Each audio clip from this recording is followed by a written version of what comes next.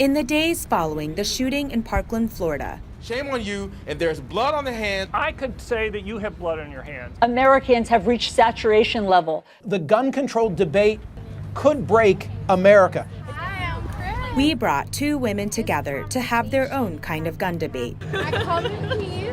Both of them have the same goal, safety, but their ideas about how to get there are very different, just like their stories. Christine Arroyo grew up in Brooklyn in a neighborhood filled with gun violence. My friend was shot and killed up the block from where I lived over a pair of Jordans. The other kid just pulled out the gun on him and shot him like 7 times. Arroyo became a strong activist for gun control.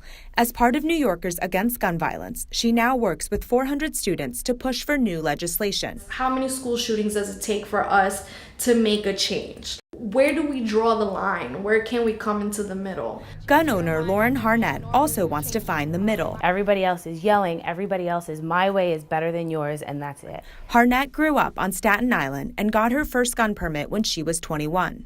She believes that firearms are essential to self-protection. When I was in college, I was in a physically abusive relationship, and that lasted for a year. I started realizing how I needed to start taking my own safety and my own stance on my life.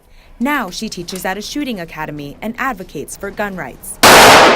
It's not just I need a gun to feel safe. It's what comes along with it. I need to take my life back. You are a responsible gun owner. Not everyone is like you, though. But the majority is. An hour later, they still could not agree on what role guns play in making America safer. How is disarming me and taking away my right to protect myself stopping anybody else from committing a violent crime? Do you really think that as New York City residents, we should be carrying our guns around, especially with the domestic terrorism that's going on in the United States? That's the biggest reason.